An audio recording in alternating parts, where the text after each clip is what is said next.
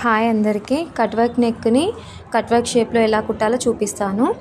ముందుగా అయితే లైనింగ్ పీస్ని మిడిల్ పాయింట్లో పెట్టి ఉల్టా తిప్పేసి దానిపైనుండి కట్ వర్క్ ఎలా వచ్చిందో అలా కుట్టుకుంటూ రావాలి. ఆ రౌండ్స్ ఎలా ఉన్నాయో అలానే కుట్టాలి.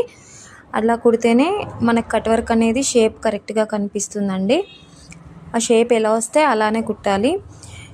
ఇది రౌండ్స్ కట్ వర్క్ కాబట్టి ఈజీగా వచ్చేస్తుంది, నీట్గా వస్తుంది.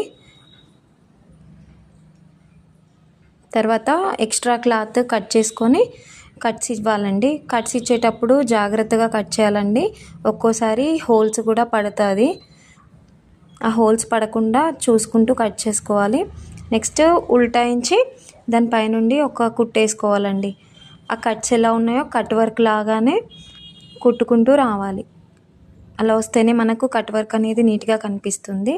ఈ వీడియో మీకు నచ్చినట్లయితే లైక్ చేయండి ఫ్రెండ్స్. ఇంకా ఫుల్ బ్లౌజు నెక్స్ట్ వీడియోలో పోస్ట్ చేస్తాను. సబ్స్క్రైబ్ చేయండి ఫ్రెండ్స్. Thank you.